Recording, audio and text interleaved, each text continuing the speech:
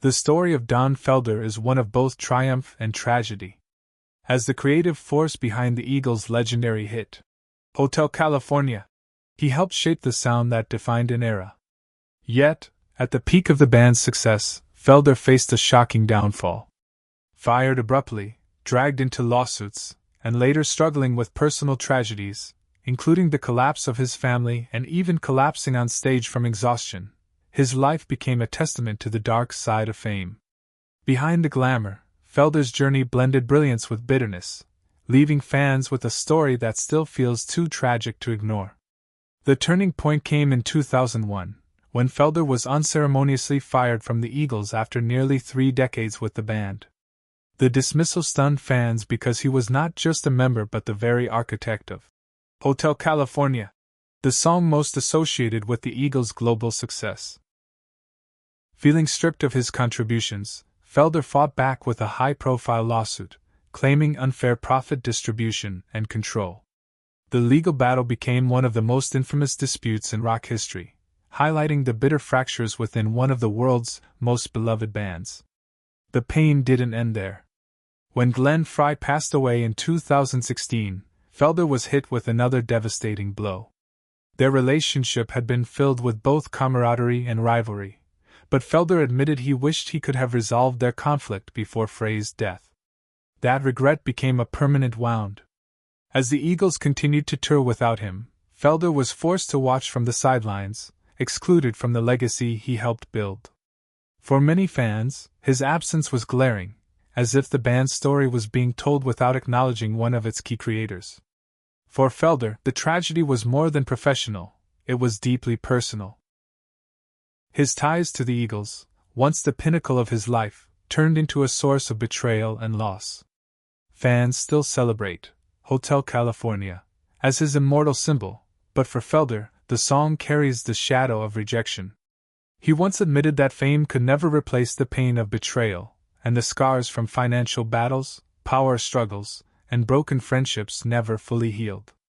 His story serves as a reminder that even behind timeless music, there are human lives torn apart by ego, conflict, and the cost of glory. Don Felder's story begins in Gainesville, Florida, where he grew up in a modest family but found an early passion for music. Teaching himself guitar with relentless determination, he even traded toys for his first instrument. Gainesville's thriving music scene became his training ground, and along the way he crossed paths with future legends like Stephen Stills, Bernie Leadon, and Tom Petty, who received his very first guitar lessons from Felder himself. With guidance from Duane Allman, who introduced him to slide guitar, Felder began to shape a style that was distinctly his own. By his teenage years, he was already forming bands, sharpening the skills that would carry him far beyond his hometown. Seeking a bigger stage, Felder left Gainesville for New York, where he joined the group Flow in pursuit of a jazz-rock fusion sound. Although the band released only one album before fading into obscurity, the experience toughened Felder and gave him first-hand exposure to the demanding realities of the music industry.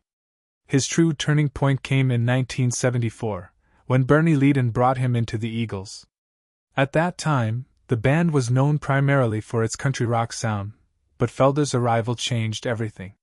His guitar work on Good Day in Hell impressed instantly, signaling the shift that would transform the Eagles into one of the most influential rock bands in the world. Felder's most iconic contribution came soon after, the haunting melody of Hotel California.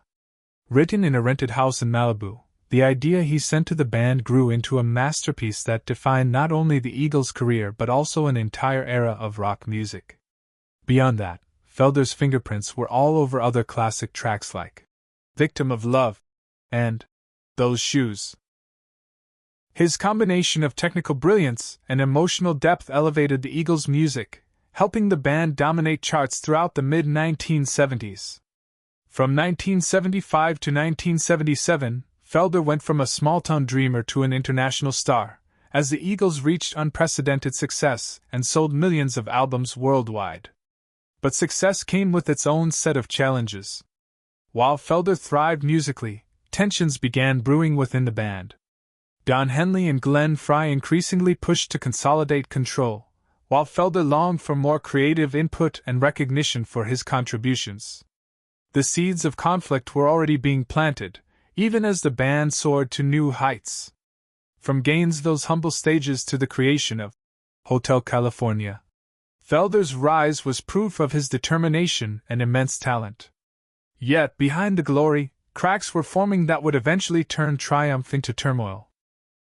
After the massive success of Hotel California, the Eagles reached the height of fame but also the peak of internal turmoil.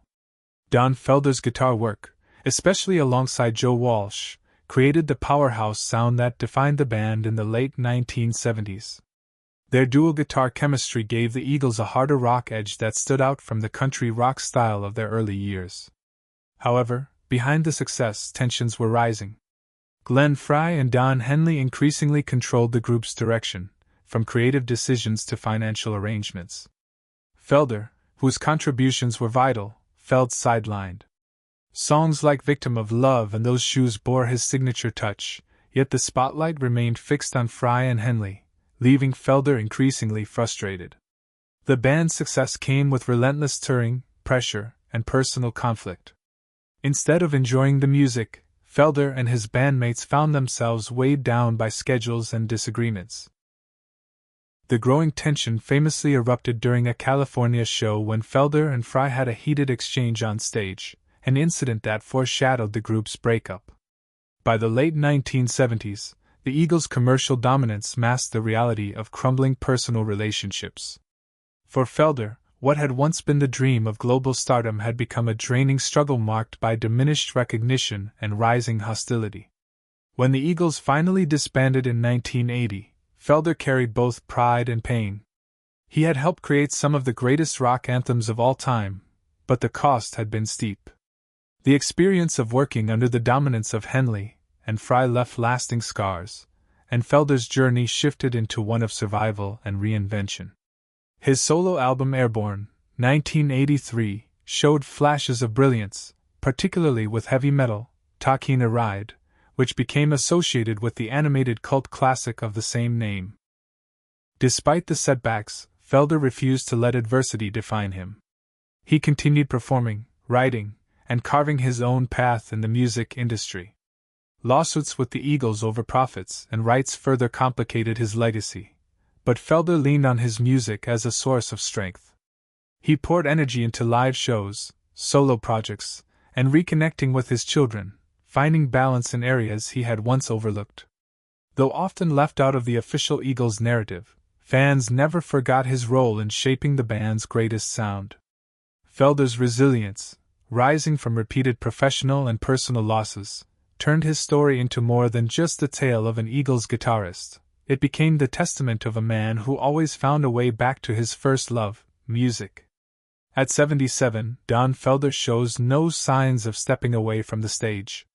In 2025, he released The Vault, 50 Years of Music, a collection blending unreleased demos from his long career with fresh new songs. Despite acknowledging the limits of age, Felder embraces them rather than retreating, using them as fuel to keep going. He admits The Vault is more than just an album, it's a personal story, weaving together his days with the Eagles and his journey as an independent artist. Though old wounds with Henley and Frey never fully healed, Felder has softened over time, choosing reflection over bitterness. Each note he plays is both a tribute to his past and a declaration that he still has more to say. And perhaps that's the essence of Don Felder's legacy, a life marked by brilliance and conflict, triumph and loss, yet always bound by an unwavering devotion to music.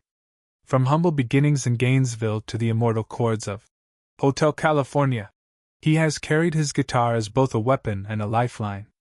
His story is one of resilience, proving that while bodies may weaken, passion can burn brighter than ever. Don Felder continues to remind us that music is more than sound. It's survival, memory, and identity.